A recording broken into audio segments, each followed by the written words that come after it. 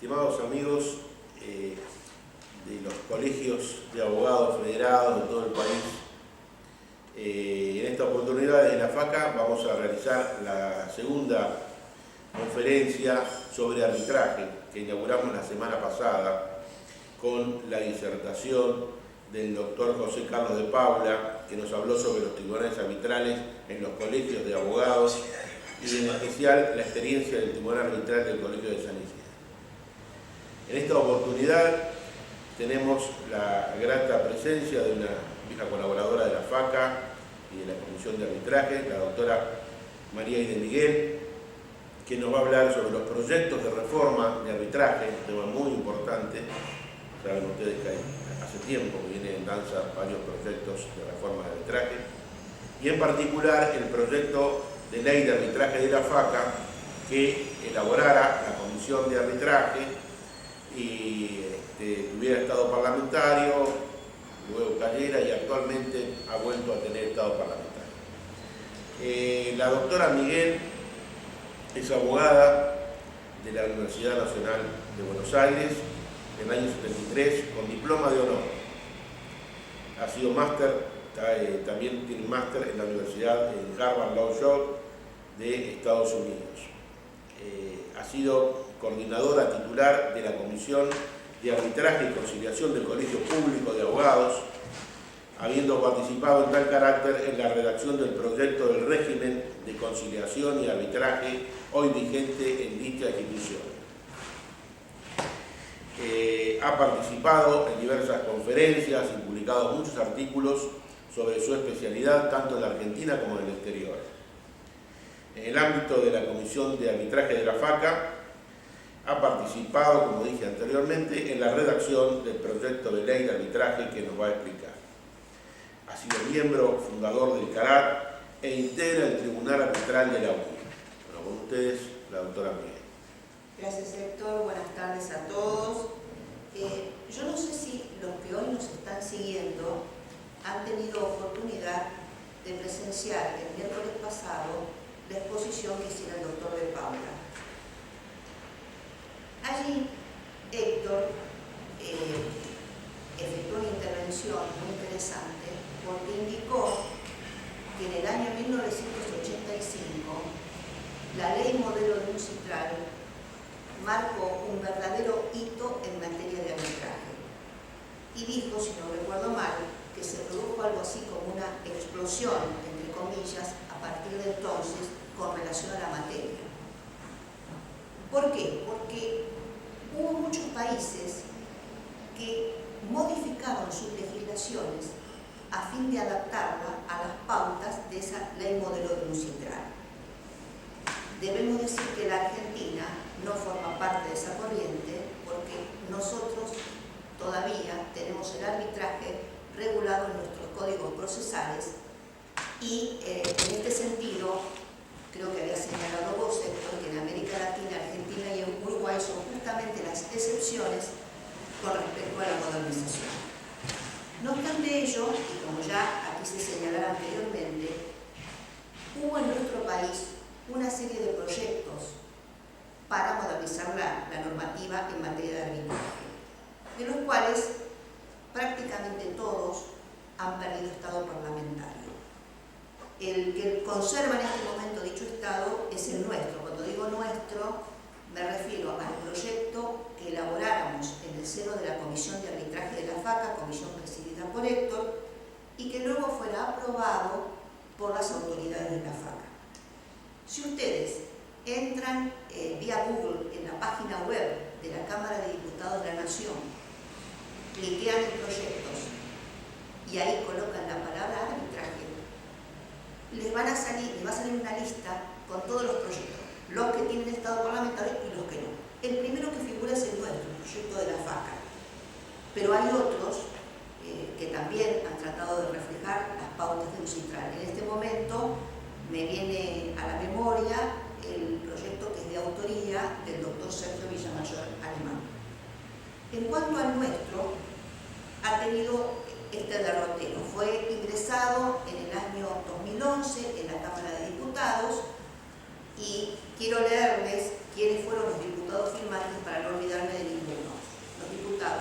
Tunesi, Quiroga, Giudici, Cigoña, Gil Lavedra, Amadeo, Riobó, Cucinato y Martínez. Cuando este proyecto, primero presentado en el 2011, pierde estado parlamentario, es reintroducido en el año 2013, o sea, se reproduce ese proyecto y es reintroducido en el año 2013, y ahí el firmante es el diputado Juan Pedro Tunesi. Yendo al proyecto en sí, digamos que cuando la Comisión de Arbitraje de la FACA procedió a su elaboración, tuvo en cuenta diversas fuentes, pero básicamente dos. Una, como ustedes imaginarán, la Ley Modelo de UNCITRAL, y en segundo lugar, la Ley Española de Arbitraje. Me estoy refiriendo a la Ley 60 del 2003. ¿Por qué lo aclaro? Porque esta ley fue modificada con posterioridad en el 2011 y después voy a hacer una referencia a ello. ¿Cuáles fueron, mejor dicho, los propósitos que tuvimos en la comisión al elaborar el proyecto? Yo siempre digo que mutatis mutandi, si nosotros analizamos la exposición de motivos de la ley española, vamos a encontrar allí cuáles fueron los propósitos de la comisión al elaborar el proyecto. En primer lugar, convertir a la Argentina en un lugar atractivo para ser elegido como sede de arbitraje. Y también regular de manera unitaria el arbitraje nacional e internacional. Es decir, nosotros seguimos la teoría monista por oposición a la dualista. En primer lugar, porque vuelvo a repetir, seguimos a la ley española, pero también por razones de simplificación, porque entendimos que no se justificaba una regulación diversa, sin perjuicio de que si ustedes después analizan el proyecto, van a ver que en materia de arbitraje internacional hay algunas diferencias y unas precisiones. En este momento se me ocurre, por ejemplo, con relación a los plazos. Pero de todas maneras, la base es la regulación monista. Como ya dije, en nuestro país el arbitraje está regulado en los códigos procesales. Concretamente, yendo al Código Procesal Civil y Comercial de la Nación, nosotros en la comisión, vuelvo a repetir, procuramos incorporar en esta ley las pautas modernas en materia arbitral. ¿Y cuáles son las ventajas que presenta este proyecto con respecto al régimen del Código Procesal? Ahí voy a anunciar algunos y te pido, Héctor, que vos después complementes o des tu opinión con respecto a lo que a mí se me escapa. En primer término, el Código Procesal Civil y Comercial de la Nación ha sido sumamente criticado porque efectúa una distinción entre cláusula compromisoria y acuerdo arbitral. Es decir, no basta con que las partes hayan decidido someter sus controversias a arbitraje para que luego de surgir la controversia se vaya sin más al arbitraje. Conforme al código, es necesario que con posterioridad a la controversia se celebre el llamado compromiso arbitral. El Código Procesal es muy estricto con respecto a este compromiso. Tal es así que determina una serie de requisitos que ahora no voy a enunciar por razones de tiempo, pero fulmina con la nulidad del compromiso cuando carece de alguno de esos requisitos. De acuerdo a nuestro proyecto, no. Siguiendo la tendencia moderna, basta con que las partes hayan acordado someter sus controversias a arbitraje y no es necesario que una vez surgida la controversia se celebre el compromiso arbitral. Ya que estamos mencionando el acuerdo arbitral, que por supuesto el acuerdo convenio, ustedes se habrán dado cuenta, es el acuerdo por el cual las partes deciden someter determinadas controversias a arbitraje. Digamos que en nuestro proyecto, si bien se establece que el acuerdo tiene que ser por escrito, se hace expresa referencia a los medios electrónicos. Pero eso sí, siguiendo las normativas en materia de convenciones internacionales, exigimos que exista un soporte que permita la accesibilidad para su ulterior consulta. Debo aclarar que esos medios electrónicos están previstos no solo con respecto al acuerdo arbitral, sino también con respecto a las notificaciones dentro del procedimiento arbitral y también en el lugar. Otro principio que está previsto expresamente en nuestro proyecto es el siguiente. es el relativo a la autonomía del acuerdo arbitral. ¿Qué significa la autonomía del acuerdo arbitral? Como su mismo nombre lo indica. El acuerdo arbitral es independiente del contrato al cual está referido, de manera tal que la nulidad de ese contrato al cual está referido el acuerdo arbitral no arrastra necesariamente la invalidez del acuerdo arbitral. Esto que parece un principio consagrado internacionalmente y parece obvio, no lo está en nuestro Código Procesal. Tal es así que ha habido doctrina que, fundándose en algunos artículos, especialmente en el 752, ha sostenido que de acuerdo a este código no existe el principio de la autonomía del acuerdo arbitral ni su consecuencia, que es la facultad de los árbitros de resolver sobre su propia competencia. Entonces, de acuerdo a esa doctrina, en nuestro código basta con que una de las partes plantee ante los árbitros una cuestión relativa a su competencia y, por ejemplo, señale que la cuestión no es arbitrable para que tenga que intervenir el juez y tengamos que esperar una decisión del juez a fin de que, una decisión firme, digamos, a fin de que pueda proseguir el arbitraje. Por supuesto, esto no es pacífico. La jurisprudencia ha sido vacilante. Hay jurisprudencia de la Corte, un caso Otto Franke, donde se reconoció expresamente el principio de la autonomía de la voluntad y de la facultad de los árbitros para decidir sobre su propia competencia. Pero repito, el Código Procesal no lo señala expresamente. Nuestro proyecto sí lo señala. Entre los lineamientos que establece el proyecto, quiero mencionar uno que me parece destacable. Se señala expresamente que es política jurídica de la nación promover el arbitraje como método para la solución de los conflictos.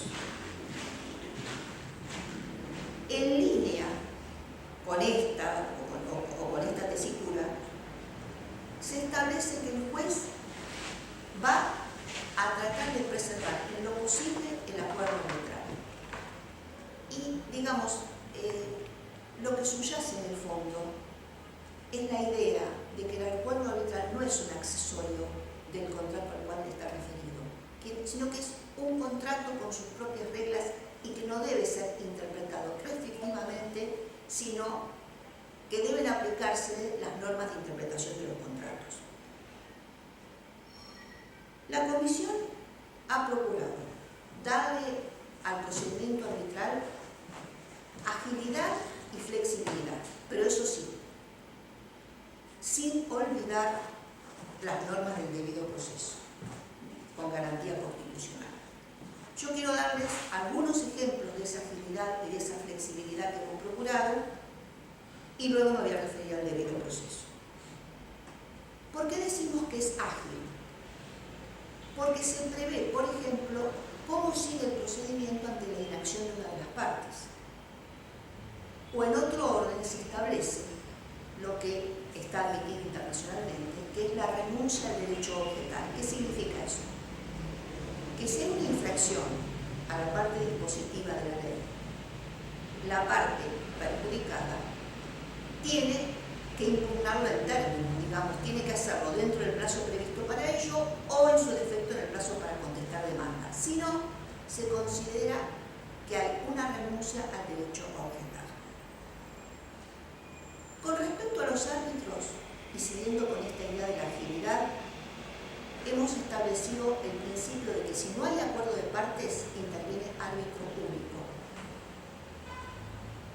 Y al mismo tiempo en que se designa un árbitro, se designa su sustituto. ¿Qué significa esto? Que si por algún motivo el árbitro titular se ve en imposibilidad de desempeñar sus funciones, automáticamente ya está designado el sustituto. Y cuando este sustituto asume, a su vez se designa su sustituto. Los árbitros tienen plenas facultades. ¿Para qué? Por ejemplo, en materia de pertinencia o admisibilidad de la prueba, justamente para lograr un procedimiento ágil. Y dentro de este concepto de agilidad, no quiero dejar de referirme a la intervención del juez estatal. ¿Por qué? Porque la ley establece expresamente, nuestro proyecto, mejor dicho, no es ley, es explicación. Nuestro proyecto establece expresamente que el juez estatal solo interviene en los supuestos en que la ley expresamente prevé. Es más, en términos generales, aún en esos supuestos, cuando el juez interviene, no se suspende el procedimiento arbitral. El procedimiento ante el juez es vía sumarísima y en general es una decisión inapelable. Sí. Quería aprovechar acá para ir poniendo algún ingrediente. El tema es el siguiente. El arbitraje, como están los códigos, todos los códigos del país que se mantienen con la vieja tradición del arbitraje que heredamos de España, que en su momento era buena y de punta, diríamos, comparada con la de otros países. Por eso es que acá en Argentina, no obstante que no modificó el código, ha podido mantenerse o pervivir. No obstante eso, están inspirados en la legislación del siglo XVIII. Entonces, ¿qué pasa? Todavía el Estado tenía una preponderancia casi absoluta y se consideraba que casi monopólica en materia de justicia, razón por la cual, si bien regulaba el arbitraje y no podía dejar de hacerlo porque el arbitraje es más viejo que la justicia estatal y se mantuvo en todas las épocas, con la codificación se regula el arbitraje, pero no obstante ello se mantenía alguna desconfianza hacia el arbitraje, de forma tal que había que ocurrir ante la justicia en muchas ocasiones antes de poder llegar a tener concretado un trámite arbitral y más aún un largo. Por eso que si ustedes ven el código, la mayor parte del código como está redactado, y que siempre es conveniente señalar que está redactado para el arbitraje ad hoc, es decir, para aquel arbitraje en el cual las partes son las que deciden someterse a un arbitraje en el cual no hay una entidad administradora, sino que les corresponde a ella designar los árbitros, aprobar el procedimiento y demás. En ese arbitraje, ustedes lo leen, hay que recurrir tantas veces a la justicia cuando se plantea cualquier cosa, cualquier problema, que en definitiva el trámite arbitral resultaba más lento o más largo que el propio trámite judicial al que se había querido precisamente evitar. Por ejemplo, en los códigos, ustedes lo leen, hay que ir a la justicia para concretar la designación de los árbitros, también para concretar la constitución del tribunal arbitral y fundamentalmente para concretar ese recaudo, ese requisito esencial que piden los códigos, que ya modernamente ha sido dejado sin efecto, de redactar el compromiso arbitral, que en virtud del cual comienza a ponerse en marcha el arbitraje y se fijan los puntos litigiosos. Entonces, las modernas legislaciones, partiendo de la ley modelo, y así lo siguen todas, la ley española en la cual nos inspiramos y nuestro proyecto de ley, parten del criterio opuesto y establecen que por vía de principio, cuando las partes pactaron un arbitraje, que es lo que importa, es decir, respetar la voluntad de las partes, y las partes pactaron un arbitraje porque no querían transitar la resolución de su conflicto en los estrados judiciales, sino una vía jurídica de justicia procesal, como es el arbitraje, pero privada. Entonces, si esa fue su intención, por vía de principio, lo lógico es establecer que no intervendrá ningún juez, salvo en aquellos aspectos excepcionales y determinados en los cuales la propia ley dice que corresponde a la justicia. Si así no lo dice, en todo lo demás, el principio general es que las cuestiones deben resolverse en la instancia privada. Bueno, y siguiendo con la idea acá de Héctor, y que creo que ya hiciste mención en la exposición del miércoles pasado cuando habló José Carlos, es importante tener en cuenta las grandes ventajas que tiene el arbitraje institucional. De paso, digamos que el arbitraje institucional no está previsto expresamente en el Código Procesal, no obstante lo cual se ha desarrollado ampliamente y, como se hizo hincapié en el miércoles pasado, diversos colegios de abogados han establecido sus reglamentos. En nuestro proyecto sí se prevé se establece que las instituciones, digamos, que pueden llevar a cabo obtener tribunales arbitrales, deben ser o asociaciones que tienen por objeto el bien común o entidades estatales o no estatales pero de derecho público. Esas serían las variantes. Pero quiero seguir con la idea de Héctor en cuanto a las ventajas que tiene, porque generalmente cuando hay un reglamento, tanto en la órbita doméstica como en la internacional, siempre se prevé una serie de supuestos. Por ejemplo, la designación de los árbitros, qué pasa con la elección de las partes, todo el tema relativo a honorarios, en fin. Los reglamentos prevén prácticamente todos los aspectos. En cambio, en el ad hoc siempre depende del acuerdo de las partes. Bueno, ya señalado entonces, Héctor ha hecho hincapié en estas ventajas. Una de las características del arbitraje es también la confidencialidad. O sea, yo recuerdo cuando estábamos en el colegio público, si había algún laudo, para darle publicidad, nunca se daban a conocer los nombres de las partes. O sea, recuerdo que hubo un laudo muy interesante a raíz de la normativa de emergencia y donde justamente se mencionaron temas vinculados con orden público y normativa de emergencia, y se dio una charla al respecto, pero por supuesto nunca nadie supo quiénes eran las partes en ese conflicto. Ya Héctor hizo mención a la intervención de los jueces, que es sumamente acotada. Justamente eso es uno de los objetivos que nosotros perseguimos, porque justamente a través del Código Procesal Civil y Comercial de la Nación, digamos, las intervenciones de los jueces son tan, digamos, profusas, que realmente se desvirtúa el espíritu que se pretende al recurrir al arbitraje. ¿Por qué decimos que el arbitraje también es flexible? Si nosotros vamos a nuestro proyecto, advertimos que una vez que las partes demandan o contestan demandas, según sea el caso, pueden después ampliar o modificar los términos de la misma, e incluso pueden ofrecer nuevos medios de prueba, salvo que los árbitros entiendan que por la demora en que se produjo fuera improcedente. Pero se dan cuenta que verdaderamente no es un procedimiento rígido, sino que está dotado de gran flexibilidad. ¿Cuál puede ser el objeto del acuerdo arbitral? Bueno, acá es muy amplio. Es decir, pueden ser todos los derechos de libre disposición.